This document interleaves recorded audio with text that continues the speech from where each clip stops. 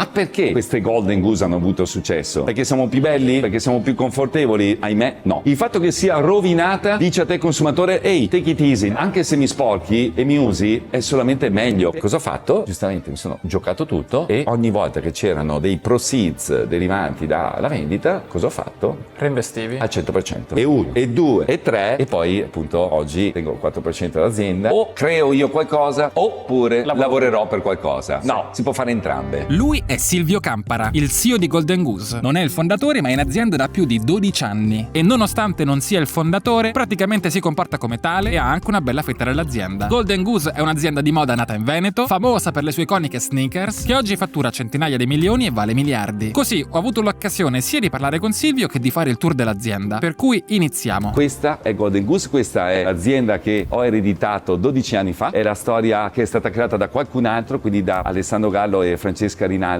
Loro a 20 anni hanno creato un'azienda incredibile, dei prodotti incredibili. Golden Goose è nata più di 20 anni fa e quando è passata in mano a Silvio fatturava 20 milioni e aveva 17 persone. Oggi, 13 anni dopo, ha migliaia di persone e fattura centinaia di milioni. Siete nell'ingresso di Marelli 10, un ingresso in cui il design vengono sempre fatte nel rispetto dell'originale. Questo è Marcel Breuer, il primo Whitney Museum a Madison Avenue. Questo qui invece è Golden Temple a Kyoto e questo invece è Carlo Scarpa, negozio di Olivetti a Venezia, Piazza San Marco. Tutte queste stelle che voi vedete sono tutte le persone che condividono i nostri valori. Questi sono gli scaffali del primo magazzino di Golden Goose di 23 anni fa. E che cosa sta a significare per noi? Il sentimento. Quando si parla di vintage, la parte semiotica, no, di una Golden Goose, quindi quella stella tagliata che sta a indicare che ognuno di noi da imperfetto può diventare unico. Quell'elemento di distress che indica il fatto che la vita è un viaggio. Come si fa a sviluppare tutto questo con un'estrema confidence emotiva? Ok, ricordatevi che loro sono un'azienda di moda, quindi un po' la simbologia è fondamentale. Tradotto in marcellese, le sneakers di Golden Goose hanno questo stile vintage, come se fossero già rovinate, come per dire non devi essere perfetto come questa stella, che infatti ha una punta tagliata, ma puoi essere unico. Ma ora passiamo ai fatti. Come si traduce in numeri tutta questa cosa? Come si traduce anche in organizzazione? Questi 2600 ragazzi e ragazze sono per più del 72% giovanissimi, cioè meno di 32 anni, e la metà di essi è al primo impiego e per il 76% sono ragazze. Come potete immaginare, 2600 persone in più di 64 nazioni non è esattamente semplice. Secondo voi queste persone possono capire la visione di un'azienda via email? Cioè persone sotto i 32 anni potranno mai condividere con noi un messaggio attraverso cash conversion, EBITDA, revenues? Non è così. Quindi sono importanti questi KPI, sono molto importanti, ma oggi i nuovi KPI sono fondamentali. Quindi l'NPS, la capacità che ha un brand di riuscire ad essere raccontato da altri. E per riuscire ad essere raccontato da altri, non con un billboard, non con una sfilata, che hanno dato chiarissimi messaggi di bassissimo ROI, quindi return on investment, e bassissimo NPS. Quindi anche per Golden Goose il dato importante è l'NPS, cioè quanto una persona è disposta a consigliare il tuo brand. Dico anche perché nel video con il CEO di Ducati avevo chiesto quale fosse il dato più importante e anche lui ha risposto il Net Promoter Score. A questo punto Silvio mi ha fatto vedere in una sala accanto un video che racconta la storia, missione e valori di Golden Goose, in modo che tutti i dipendenti li conoscano. Quando una collega dell'amministrazione deve pagare una fattura, il fatto di immaginare a cosa servirà quell'oggetto, a chi parlerà quel racconto, farà sentire orgoglioso quella persona dell'amministrazione di aiutare il proprio collega del merchandise, della parte creativa. Anche se non sono attratto da discorsi emozionali, in Golden Goose l'emozione è business. Una sneakers che costa 500 euro non la vendi dicendo che è comoda, la vendi facendo sognare il cliente. Come fa un ristorante stellato o un giro in barca. Le emozioni sono il punto e sono anche il business. E per questo Silvio non si definisce Chief Executive Officer, ma Chief Emotional Officer. Quindi quella persona che è in grado di riuscire a interpretare il sentimento collettivo nel modo migliore. Quasi 2 milioni di persone comprano ogni anno i nostri prodotti e crescono appunto a doppia cifra. Golden non è un prodotto, ma Golden è un immaginario, perché riteniamo che il mondo del desiderio che apparteneva al lusso sia oramai tramontato. Tutti invece hanno voglia di poter essere parte di qualcosa e hanno voglia di essere amati e di amare. Sappiamo tutti benissimo che 3 sono le categorie che hanno definito il lusso, che sono gioielli, gli orologi e le borse. Nel tempo da funzione è diventata poi una parte dell'abbigliamento e poi a un certo punto è diventata addirittura uno stato sociale. Più ho la borsa piccola, più non sto indossando la borsa perché mi è utile, ma perché voglio dimostrarti in realtà quanto sono emancipata. Quindi immaginatevi tutto quanto il contenuto semiotico dietro un oggetto. Ecco, questa è moda, perché moda è società. Ogni casa di moda effettivamente ha cavalcato dei cambiamenti culturali, da Hermès con le borse come status, Fendi con le pellicce, Benetton coi maglioncini per la prima volta colorati, Diesel con i jeans strappati e Golden Goose con le sneakers vissute, imperfette, intercettando nel cliente il crescente rifiuto verso le cose perfette e pulite in favore dell'autentico. Ma perché queste Golden Goose hanno avuto successo? Perché siamo più belli? Perché siamo più confortevoli? Ahimè, no. Il fatto che sia rovinata dice a te consumatore: ehi, take it easy, anche se mi sporchi e mi usi è solamente meglio. Perché la sneaker? Perché negli ultimi 15 anni è successo questo? Beh, molto semplice, perché come le borse, i gioielli, gli orologi servivano a farti distinguere dagli altri, la sneaker ti fa sentire parte degli altri. A quel punto siamo entrati in showroom, che loro chiamano auditorium. In questo auditorium ascoltiamo e succedono moltissime cose. Quasi tutti i contenuti vengono fatti internamente, quasi più di 26.000 contenuti all'anno, tutti quanti girati in questi studios. Quello che tu non vuoi sono due cose: spendere soldi per niente, dall'altra mantenere una certa consistenza e coerenza della tua narrazione. Soprattutto qui è dove tutti i nostri buyer, i nostri merchandiser e tutte le persone di brand si mettono insieme per immaginare le storie da raccontare a più di 265 negozi in tutto il mondo, e qua poi viene giustamente poi tradotto in prodotto. A te apparentemente possono sembrare delle sneaker, noi invece sappiamo esattamente quanti anni ha questo consumatore. Faccio un esempio: normalmente una persona quando vuole entrare nel mondo di Golden, o comunque in generale entrare nel mondo delle sneakers, acquista bianco. Quindi quando tu vuoi far entrare qualcuno a casa tua, dagli un modello in bianco. Quando invece vuoi far sì che ci sia retention, quindi rimanga all'interno di casa tua, dai delle varianti cosmetiche e di materiale, no? Quindi dalla crosta alla pelle martellata. Quando tu sei arrivato il prodotto era già così? Qui non ci siamo inventati niente. Circa il 78-76% delle vendite avviene ancora su prodotti disegnati Prima che tu arrivassi? Assolutamente sì. Ed è una Ok. cosa bellissima. Di quelle famose 17 persone che trovavamo all'inizio, ancora 16 sono qui dentro. Quindi noi troviamo 17 silhouette, oggi ne abbiamo 21 nei nostri negozi. Inseriamo normalmente una nuova silhouette ogni 2 anni e ne tiriamo via una ogni 2 anni. All'incirca oggi tu hai realmente nei nostri negozi più o meno 13-14 silhouette che sono derivati veramente dal passato e circa 7-8 che sono derivati dagli ultimi 12 anni. Come Silvio mi ha già detto, in Golden Goose non fanno collezioni, ma vendono oggetti. Non comprare una collezione. Questo qui è il nostro armadio, potrebbe essere il tuo armadio domani. Quindi se c'è qualcosa che ti piace, vieni a prenderlo, esatto, assemblalo tu, bravissimo. Non abbiamo Spring, Summer e Fall Winter, ma da noi ci sono i drops. Golden vende principalmente su 3 canali: i negozi monomarca, che sono in tutto il mondo, i retailer multimarca e poi ovviamente l'online. Noi abbiamo 750 retailer terzi che valgono multimarca. il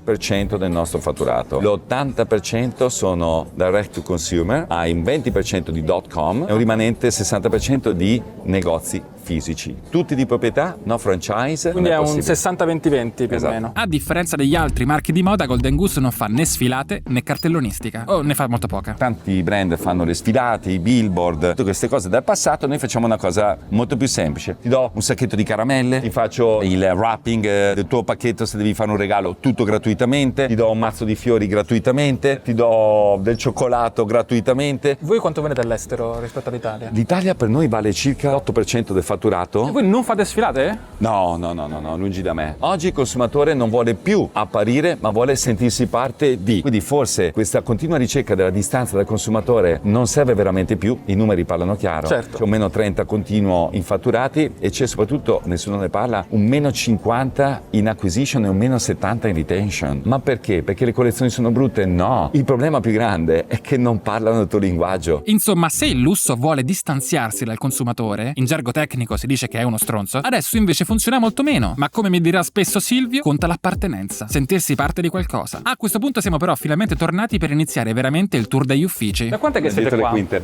Qua siamo qui da 3 anni. E quante persone sono ospitate qua dentro? 206. Quante sedi avete in giro per il mondo? 5 sedi: Marghera, Milano, New York, Shanghai e Seoul. Solamente qui ci raggiungono quasi 5.000 studenti all'anno. Tengono così tanto i loro uffici che Silvio li chiama luoghi e li hanno progettati tutti internamente, senza affidarsi ad architetti o studi esterni. L'interazione tra luoghi, persone è uguale a energia. Ed è per quello che quando sento ancora parlare di questi archistar che disegnano i negozi per il brand, è una cosa senza senso. Come fa una persona terza a capire l'energia che sviluppa un collettivo? Ve lo siete disegnato voi? Tutto fatto internamente. Faccio un esempio: questo è un omaggio a Milano. Quindi questa qui per noi è una casa di ringhiera che normalmente aveva nel suo centro, dove succedevano un po' tutte le cose, no? Cioè stand i panni, faccio questo, parlo con il vicino, e poi dentro le case succedeva la vita. Ecco, per noi invece volevamo un po' sovvertire questa cosa. Per noi tutto ciò che succedeva nel patio di una casa di ringhiera succede dentro l'edificio, mentre invece questo elemento di intimità volevamo che succedesse fuori. E in omaggio a Milano c'è anche una bella Madonnina. Ecco, per noi quella statua rappresenta la cultura italiana. A questo punto siamo rientrati e ci siamo diretti verso la boardroom, cioè dove si riuniscono i board members, il CDA, con la differenza che Silvio la chiama Dream Room. E che cos'è quindi questo dream? Quello di riuscire a raccontare a più persone possibili: guarda che non devi essere perfetto, ma devi essere te stesso. E qua fate i consigli di amministrazione? Anche sì. Ok, quanti siete nel board? Siamo in 13. Insomma, in Golden ogni cosa ha un nome diverso. Ma sono le solite supercazzole? Non lo so, ma Silvio mi dice che il grosso dei dipendenti, lo dicono i numeri, vogliono rimanere a lavorare in Golden Goose. Oggi abbiamo 2600 ragazzi, ma soprattutto solamente 7% se ne va, con una media del 20% della nostra industry. Perché? Perché li facciamo sentire parte di qualcosa. Ci avviciniamo così verso l'ufficio di Silvio. E qua abbiamo un po' un assaggio della mia vecchia passione, grande amore, soprattutto ripensando a me quando avevo 8 anni, 14 anni, 16 anni, che giocavo a pallacanestro. Poi vabbè, al mio mito, questo è un regalo bellissimo che ho ricevuto. E qua appunto avete una rappresentazione abbastanza, diciamo, metafisica per la maggior parte delle persone che avrebbero ufficio, però per me invece doveva rappresentare un po' la mia anima. Dove ti siedi? Qua.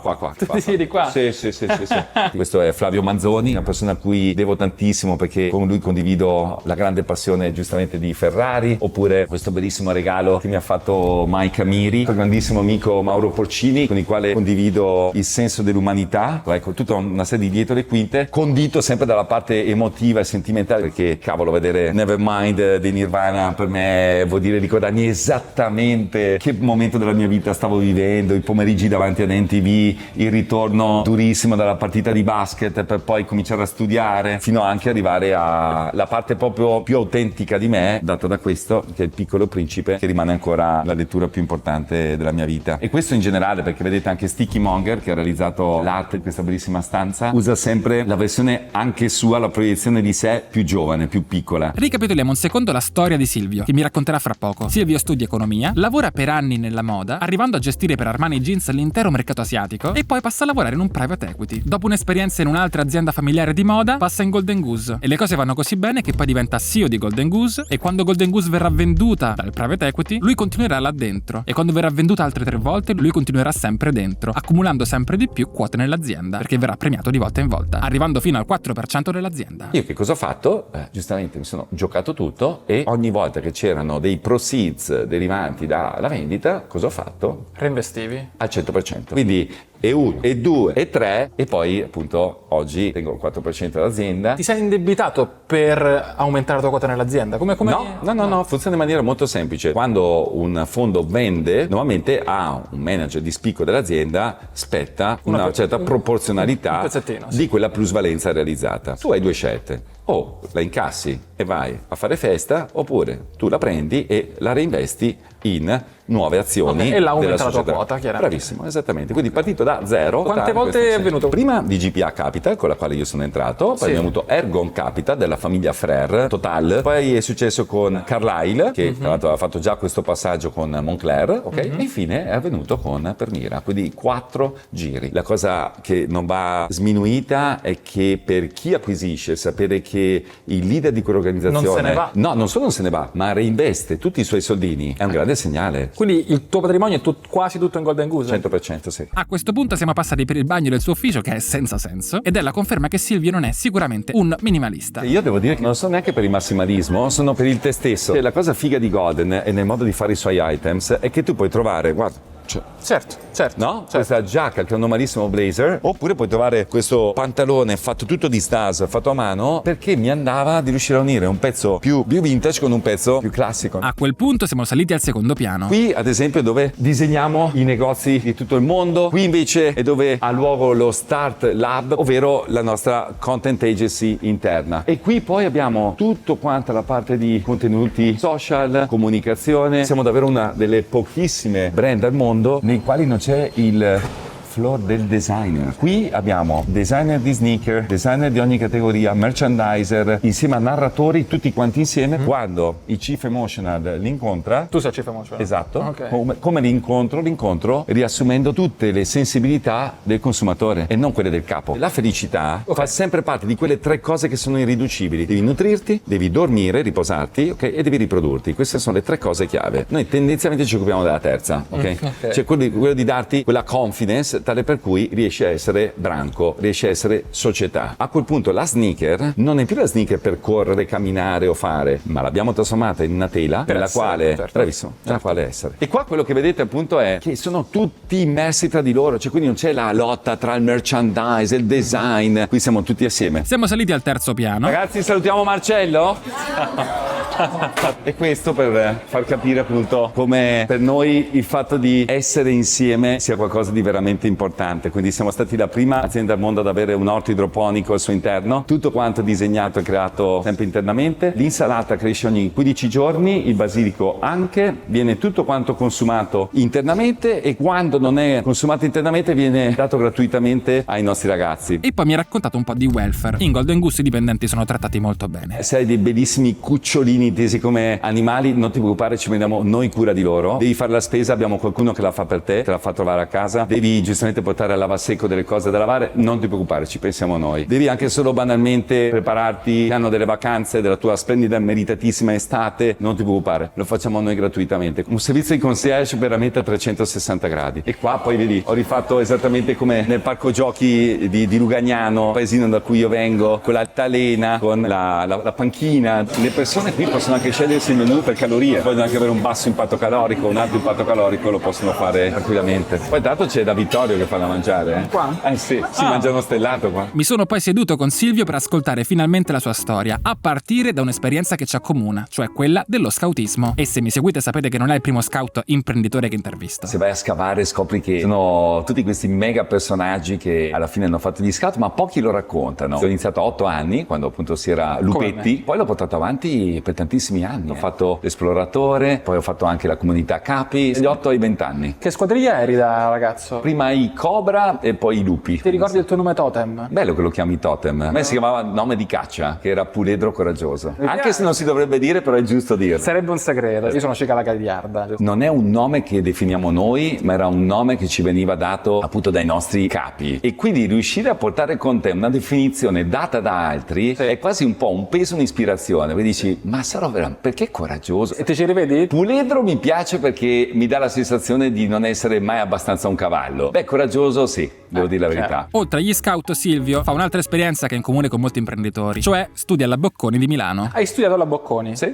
È stato utile? Lo studio non necessariamente, per definizione le nozioni diventano obsolete già mentre te le spiegano. Io che sono un umanista credo tantissimo invece nella creazione delle relazioni. Ecco, se tu mi chiedi fate 100 le relazioni create in quello splendido luogo che non è sempre l'università dove devi dare gli esami, prendere i voti, beh, in questo la Bocconi è strepitosa. Ho conosciuto persone incredibili e poi l'altra cosa molto bella erano i professori della Bocconi. Ecco, questa è la cosa che forse più mi porta nel cuore, delle persone che hanno saputo, parlo di me, capire la mia sfumatura. Non ero evidentemente il più eccellente degli studenti, però vivevo con molta serietà il percorso perché comunque i miei genitori avevano fatto dei sacrifici. Ok, ma partiamo dalle origini. Cosa voleva fare Silvio da bambino? Allora, a 16 anni innanzitutto avevo questa cosa bella di essere straamato dai miei genitori e come tutti però i ragazzi della mia età sentivo la necessità di avere il mio punto di vista. Mio padre diceva che leggere i libri era una cosa fondamentale. A me sinceramente leggere i libri non me ne fregava nulla. Papà, io invece voglio vivere la vita e magari un giorno sarò io a scrivere un libro. Mio papà aveva un'azienda di marmo e granito e invece da parte di mamma, che era una maestra d'asilo, c'era probabilmente uno dei mentori più importanti della mia vita, che era il mio nonno, ormai defunto, Antonio, che era praticamente tutto per me. Questo era un po' il contesto dei miei 16 anni nella mia cameretta, fatti appunto di un padre estremamente sensibile, una madre invece molto esuberante, dello scautismo attorno a me che mi portava a contatto con le persone senza una transazione, senza dover vincere o perdere, ma anche quindi quel mondo della vittoria o del perdere che era quello della pallacanestro, no? Quindi qual era il tuo sogno a 16 anni? Era fare l'archeologo, pensa. Cioè quindi avevo questo trip totale per la storia. Io tendenzialmente sono una persona più umanistica e quindi il fattore della storia, questo grande amore che ebbi fin da piccolo riguardo la storia, ovviamente c'era Indiana Jones, mi ha dato la possibilità di entrare a conoscenza con migliaia di culture in tutto il mondo. E quindi come mai da umanista all'università però poi ha fatto economia e poi ha lavorato in un fondo e non ha fatto l'esploratore o il viaggiatore? Beh, ho fatto anche il viaggiatore. Hai fatto anche il viaggiatore. E lo faccio tutt'oggi. Devo dire che nella mia migliore o slash peggiore delle annate ero arrivato quasi a 200 voli all'anno. Quasi sempre quando arrivavo in un luogo non lo facevo mai nell'andare subito nello shopping mall per scegliere una location, per incontrare il partner, oppure chiedevo al partner di fare una cosa. Se gentilmente mi portava a visitare quello che secondo lui era la cosa più importante e se poi mi portava a pranzo, a cena, a colazione a seconda del momento in cui atterravo. Immaginiamoci la Cina di oggi, è tutto facile. Io ero in Cina nel 2005, ok? Cioè, quindi 20 anni Quanto fa. sei stato in Cina? Quasi 4 anni. 15 giorni a Hong Kong e 15 giorni a Tokyo. E ho fatto così per 4 anni. Immaginatevi che poi la Cina per me erano più di 54 città ho visitato. Insomma, Silvio fa carriera nella moda. Da McQueen passa ad Armani. Armani lo spedisce in Asia e man mano diventa sempre più responsabile. Avevo tutta l'area del Far East che andava quindi dalla Cina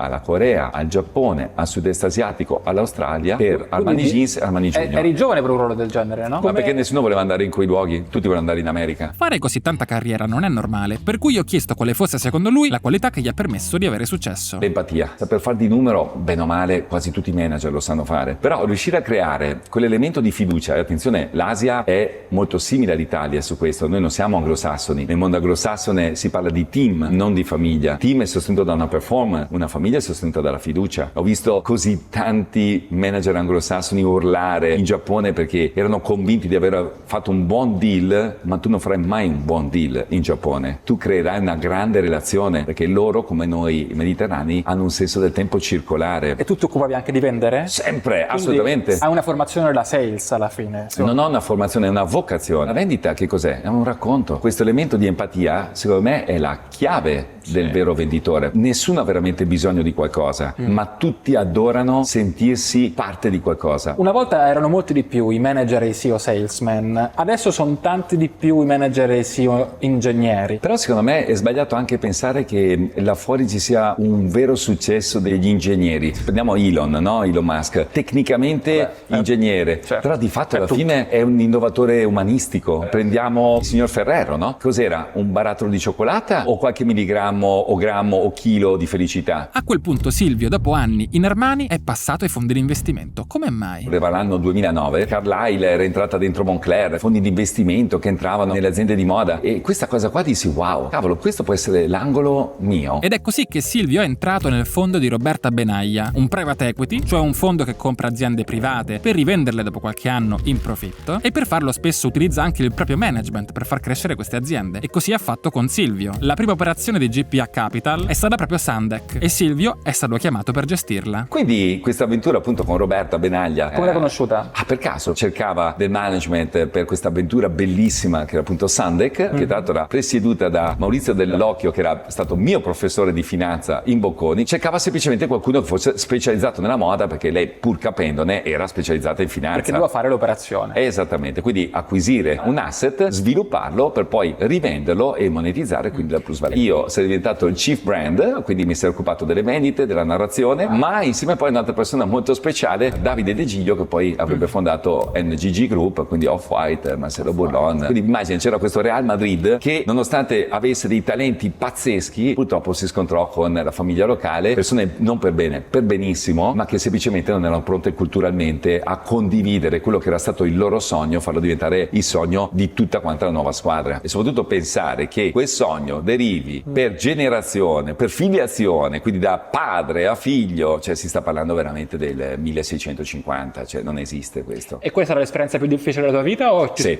in assoluto sì. Quanto Sì, è durata? Sì. 3 anni e 7 mesi. E infatti poi mi ha dato la possibilità di fare esattamente l'opposto di questo in Golden. Come sei finito da che lavoravi in un fondo a diventare il CEO di Golden? Spero che sia di ispirazione a tantissimi ragazzi che vedono sempre o creo io qualcosa oppure lavorerò per qualcosa. No, si può fare entrambe, perché se noi immaginiamo che ognuno di noi può riuscire ad avere un impatto nell'organizzazione dell'entità o del luogo in cui presterà il proprio lavoro, beh, allora la cosa cambia. Ricordiamo al nostro pubblico che l'85% del PIL nazionale arriva da aziende familiari. Queste aziende familiari, per quasi l'80%, hanno un ownership che ha tra i 65 e i 75 anni. È abbastanza realistico pensare che abbiamo un problema di successione in Italia? E magari il figlio del falegname voleva fare l'avvocato e il figlio dell'avvocato voleva fare il falegname. La cosa figa, invece di pensare sempre a questi fondi di investimento come il male assoluto, stanno assorgendo a quello che le banche hanno deciso di non fare e prendere per mano un'imprenditoria basata sull'istinto e farle elevare a una imprenditoria basata, perché non può sempre innovare per istinto, a un certo punto innovi anche per processo, giusto? E questi processi possono essere fatti da dei manager pazzeschi, bravissimi, che hanno semplicemente la voglia, come ce l'ho avuta io, di fare del sogno di qualcun altro il proprio sogno. È una cosa comunissima. Il sogno di Golden Goose non era di Silvio Campara, era di Alessandro e Francesca, questi due splendidi ragazzi che a 20 anni si immaginano di creare per la prima volta un brand che non faceva collezioni ma faceva oggetti, e questi oggetti diventavano immortali, memorabili, i tuoi pezzi preferiti del tuo armadio. È un messaggio di positività incredibile. L'ho fatto mio e grazie a un investimento importante, io non avevo i soldi, quello che potevo fare era metterci tutta la mia passione, tutta quanta il mio rispetto verso il fondatore e provare a scalare, quindi dargli una progettualità. Come vedete, il confine tra imprenditore e dipendente è labile, perché è pieno di persone che in azienda, specialmente quelle piccole, possono fare la differenza e prendere quote, diventando in un certo senso anche imprenditori. Quindi, ricapitolando, non è Silvio a comprare Golden Goose, ma è il fondo per cui Silvio lavora. Entra in azienda come Chief Commercial Officer e poi solo dopo diventerà CEO, acquistando quote di vendita in vendita. Dopo quasi 6 anni di Chief Commercial Officer, alla fine Carlyle mi dà la possibilità quindi di guidare la stessa azienda, e quindi a partire dal 2018, settembre 2018, sono stato il primo Chief Emotional Officer della storia della moda. Sotto la guida di Silvio, l'azienda viene venduta varie volte e Silvio arriva al 4% dell'azienda, che sotto la sua guida moltiplica per centinaia di volte il valore e il fatturato dell'azienda. Ma come ha fatto? Invece di essere l'ennesima azienda di moda product focus, siamo stati la prima azienda di moda del lusso consumer obsessed. Cioè la mia ossessione non è che cosa disegnerò questa collezione, non è fare la sfilata. La mia ossessione è come sta evolvendo la società, quali sono i loro need, qual è il modo nuovo e diverso per riuscirsi a connettere con queste persone. A che fine? Di vendere? No, prima di vendere devi farli sentire parte di qualcosa. Non l'ho inventato io, questa cosa l'hanno inventata brand come Apple, Soho House, potete fare una lista infinita dei community brand. Ok, ma nel pratico? Beh, Silvio ha deciso che Golden Goose dovesse concentrarsi sulle sneakers e che quelle fossero il futuro. Abbiamo preso in prestito da brand che l'hanno fatto prima di noi in maniera eccellente, vedi Moncler, scelse un prodotto che lo sintetizzasse, che era la down jacket, piumino. Noi abbiamo fatto lo stesso con la sneaker. Ma quando ho preso in mano io l'azienda faceva il 65% di ready to wear, il 15% di Texan boots e il 20% di sneaker. Al tempo non era l'icona, lo è diventato nel l'avete tempo. scelto voi. Esattamente. Un altro punto fondamentale è stato andare internazionale. Come abbiamo detto all'inizio, Golden vende tantissimo all'estero. Comunità internazionale, Parigi è fondamentale. Perché sono meglio di Milano? No, semplicemente perché accolgono più diversità di Milano. In più è una città dove la curation e la narrazione sono molto più forti rispetto all'Italia, dove invece prevale il senso del prodotto, no? Dell'eccellenza manifatturiera. Infine l'America, New York. Ovviamente però, come ogni azienda, ci sono anche state delle difficoltà. Siccome grazie al cielo questa è un'azienda che cresce a doppia cifra da 25 anni, inclusi i 12 portati avanti dal sottoscritto con tutti i miei ragazzi, noi ci svegliamo ogni mattina pensando di essere gli ultimi della fila, pensando che tutto sia sbagliato, che tutto può essere migliorabile. Ogni giorno devi pensare che sei in danger. Quali sono le cose che ti mettono più in danger, che ti fanno preoccupare di più? Le people, dentro e fuori. Le persone sono le cose più importanti. In assoluto, ma perché di nuovo purtroppo tantissimi manager pensano che si riescano a vincere delle battaglie o delle guerre grazie alle strategie. È un errore imperdonabile questo, perché qualsiasi strategia nel momento in cui tu la elabori è già obsoleta. Quindi adesso com'è la tua routine? Ho votato recentemente che questa storia dello svegliarsi presto non deve fare necessariamente bene, ma purtroppo io dormo dalle mezzanotte, tassativo proprio mezzanotte, io crollo a mezzanotte, ore 5 sveglia. Non è fisicamente possibile però svegliare. 5 ore.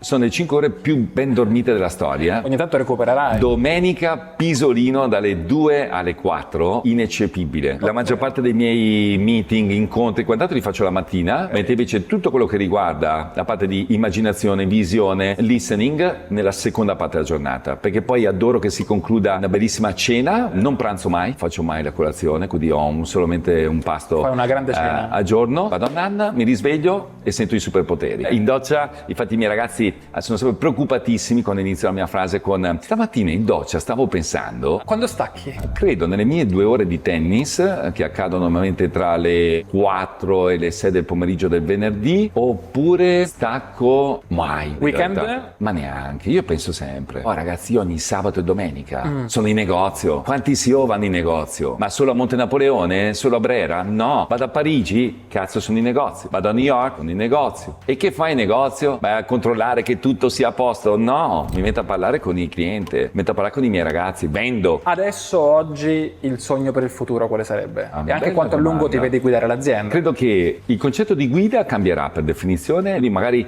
da Chief Emotional magari diventerò il Chief Cultural Officer. Da un punto di vista invece personale sento una necessità di give back gigantesca, quindi chi lo sa che magari possa fare il professore o a tutti i Silvio di 16 anni che si immaginavano proiettati in qualcosa di un po' nebuloso per aiutarli a trovarla quella cosa nebulosa. Quando è che puoi andare in pensione, tra virgolette? Spero semplicemente che succeda al momento giusto, anche legato al fatto che ho tutto il mio patrimonio investito in questa splendida azienda, fa sì che sarò il primo a difendere questo mio investimento levandomi. Quello sarà il momento. Esattamente. Il tuo imprenditore che dice lo stimo veramente tantissimo. È sempre Steve Jobs. Questa esperienza in Golden Goose è stata intensissima, sia per tutte le cose che ho imparato, sia per Silvio, che è una persona molto intensa. Rispetto all'azienda tech o l'azienda ingegneristica media in cui entro, questa ha un'anima molto diversa, dove l'intangibile, l'emozione e il simbolico la fanno da padrona. La storia di Silvio è stata molto ispirante, per cui fatemi sapere cosa ne pensate nei commenti e quali altri imprenditori vorreste vedere sul canale.